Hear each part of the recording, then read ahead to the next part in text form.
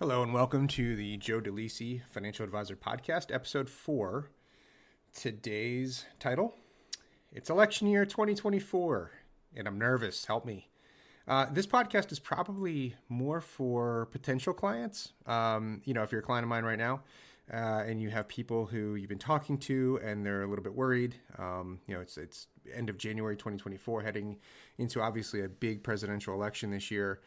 And people get nervous. And so if you know people who feel like that, this would be a great podcast to shoot over to them. Not like it won't help you too, but you've probably heard me say these things 15 times or 1,500 times before. So, here we go. I'm nervous. Yeah, not me, but that's what the clients would say. I'm nervous. Have you said this? It's be honest. It's okay. You probably have. If you're an investor or investing in the market at all, there are times you're going to be nervous. And I think most people have felt that way. It only makes sense because you're conditioned to feel the nerves, especially of the market. But I'm going to tell you this. In context of 2024, really any year, nobody knows what the market's going to do. Nobody knows. They just don't. We talked about this on the last podcast about how the banks made all these predictions about the S&P 500, and they were all wrong. So I'm not beating them up for that. It's just the way that these things are. And then that's not going to change this year. But that's not really stopping financial people out there from trying to get you to act on their knowledge. They'll promise you, they promise you they know the future because they got a secret. And we want to believe them. Our brains are wired to believe that. For most people, any rush, quote unquote rush, produces a dopamine effect in the brain. That could be exercise, sex, food, even gambling. All of those things will produce a feeling that's attributed to the release of dopamine in our brain. And the stock market, if you think about this, is really advertised like a casino. And that's not by accident. If you get off this podcast, or maybe you're on your phone right now, just go look at some websites out there that let you trade stocks. And then if you really feel like it, type in online casino, quote unquote, and look at the similarities in the two types of websites. They're both going to offer you free money for your first bet or your first trade. The colors, the words, it's like the same people created the sites. And I don't know if they did, but I would probably not bet against the fact that they did. So if you're sitting here in January 2024 and you're asking yourself questions like, what will the market do in light of another Trump administration or in light of 4 more years of Joe Biden? If you're asking, what about China? What about Iran? What about Ukraine? What about what's going on in Israel right now? Then you're chasing that dopamine rush. And many people will try and they'll justify how they think the market's going to react based on their personal feelings of a particular politician, really, in this case. But what if I told you that the data suggests it does not matter to the market who's in control? Which seems counterintuitive, right? You would think that one presidential administration would be good and another presidential administration would be bad. And so that would maybe correlate to the market, but it just doesn't show that way. So let's walk through some quick data points here, not to kill you with numbers, but just consider this. Now, this is all the S&P 500, just to make things easy, through January of 2024. There have been 16 different presidential administrations, at least since Herbert Hoover, and only 3 of those finished their terms negatively in the stock market, as referenced in the S&P 500. Again, quickly, that's not the market. There's many, many, many markets that we invest in, but I'm just using that as a proxy right now just to keep the numbers easy. So those 3, who are the 3? Yeah, everyone wants to know which 3 administrations were negative. Well, Hoover was negative, Nixon was negative, and George W. Bush. Some of the most polarizing political administrations finished with great growth. Obama was up 175% in his term. Clinton was up 211%. Reagan up 129%. Trump up 63%. Even Jimmy Carter was up 27%. And as of 2024, January 2024, Joe Biden, his administration, it's up 28%.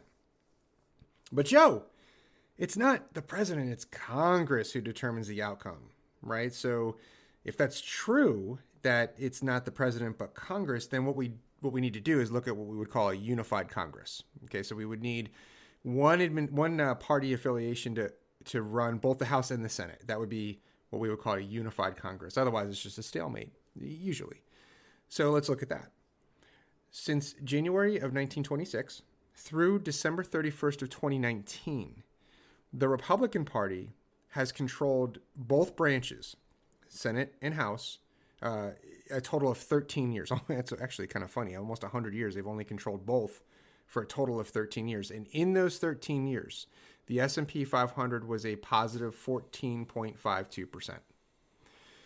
Now, in the years that the Democrats have controlled both branches, that's really only a total of 34 years. And the return for those years, those 34 years, you're probably not going to believe it. And, I can prove it to you if you need to. It was an actual identical 14.52%. So I'm going to state that again.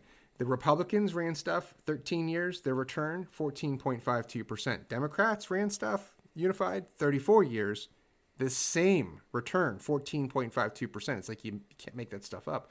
Now, I'm not saying political parties don't have an impact, on the country. They do. They certainly do. Candidates and politicians matter. But trying to determine how or when to invest based on who may win an election, it just doesn't have any basis in data. There's no reason to even try it. So why do people do it? Well, wouldn't it feel great if you did know for sure?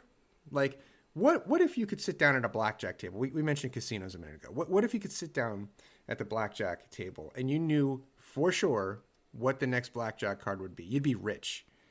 And would it be great if you knew what the market would do? Well, you'd also be rich. So, it's funny because when I bring up the casino, people are like, oh, no, I don't like to gamble. Okay, but you'll gladly listen to investment newsletters and people on the internet or radio who are literally asking you to believe them as they speculate about the future. And you know what that's called? That's called gambling. So the question I have, and this is, again, more for people who are potential clients of mine or maybe brand new to me. My question is this: are you ready to stop that bad behavior that can rob you of your family's wealth? Do you even know if you're participating in that gambling? Because I'll hear this a lot. I'll hear, hey, Joe, my guy, he doesn't pick stocks or market time. He doesn't speculate. Really?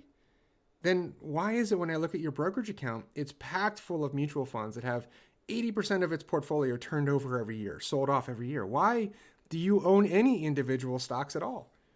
Why are you being rotated in and out of indexed ETFs? Because if that's not speculation and gambling, then I don't know what is. It's just under a different title. Nervous? Scared? You should be a little bit.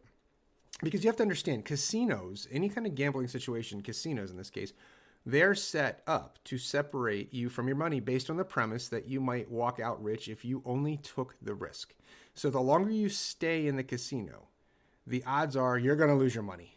That's how the odds work. And the same deal is true when you speculate in the stock market. And there's a much better way. It doesn't matter if it's January 2024, November of 2024, or the next 4 years or 8 years. Because the stock market is the exact opposite of a casino. And you heard me right, because that's not what you hear on the radio. But it's true. The stock market is the exact opposite of a casino. Again, in a casino, the longer you sit at the table, the higher the chance for loss. But in the stock market, the longer you stick with a mathematically built investment philosophy, the greater the chances you have to make money. You just got to stay in it. So what now? So here's what you need to do. If you're new to me, ask yourself these questions. 1, am I finally ready to admit that no one knows what the market will do next? Number 2, am I ready to discover how to build a portfolio that relies on math rather than speculation? I know, super sexy, right? Number 3, am I ready to give up the rush of beating the market? And number 4, am I ready to admit that I have behavioral problems as it relates to how I handle my money? If you're ready for that, then share this podcast with your best friend, because really you can only really break the bad behavior and the habit of speculation when you learn with someone. Think about it. We go to church in groups. We go to a lot of different things in groups. We participate in almost everything socially in groups. Really, investing should be kind of the same thing. Now, it's easy. Go to the show notes, click the link. That's going to take you to something you can fill out right there on your phone. Super fast, a little, 3, 4, 5 minutes, red, green, yellow. This is what your balance sheet looks like right now. I'll give you instant feedback. And then you can also click to schedule a meeting with us. And I would suggest do it sooner than later, because the later we get in this year, the busier it's gonna be.